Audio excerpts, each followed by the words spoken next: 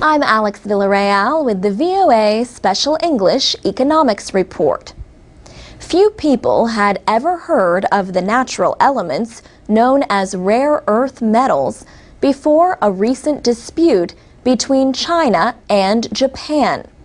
Yet these metals are used in devices like smartphones, flat-screen televisions, hybrid car batteries, MP3 players, and military equipment.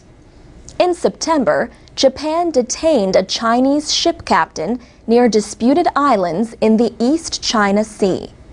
China denied that it stopped exports of rare earth metals to Japan to force his release. But the incident raised concerns.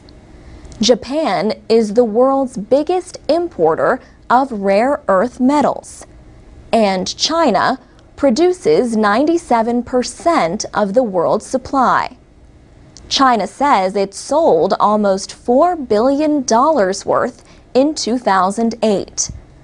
But marketing professor George Haley at the University of New Haven in Connecticut says China has always kept prices low.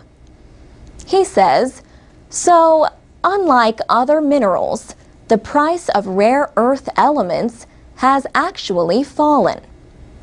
Some countries with rare earth metals no longer mine them, including the United States. One reason is the low-cost imports from China. Another reason is concern about environmental damage. So, what are these rare earth metals? Well, most of them are not rare. That is just their name. Several are more common than copper, lead, or silver. People who remember the periodic table of the elements from chemistry class might recognize them.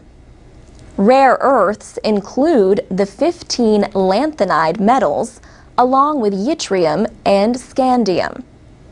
Samuel Bader, a physicist at the Argonne National Laboratory near Chicago, says rare earths are often found together. But Mr. Bader explains that the same properties that make them hard to refine also make them valuable. He says rare earth metals provide the world's strongest commercial magnets. This is why they're important. It's that simple. Rare earth magnets are lightweight and unaffected by conditions like high temperatures. So they work well in places like electric motors in hybrid vehicles or generators for wind turbines.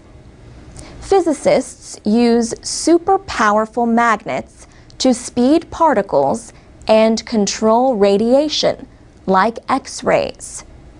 George Haley says they are found in electronics, fiber optics, and other products. They are important not just for the economic success of the United States, but for defense and job creation at home. Next week, we'll talk more about rare earth metals and an American company that plans to start mining them again. For VOA Special English, I'm Alex Villarreal.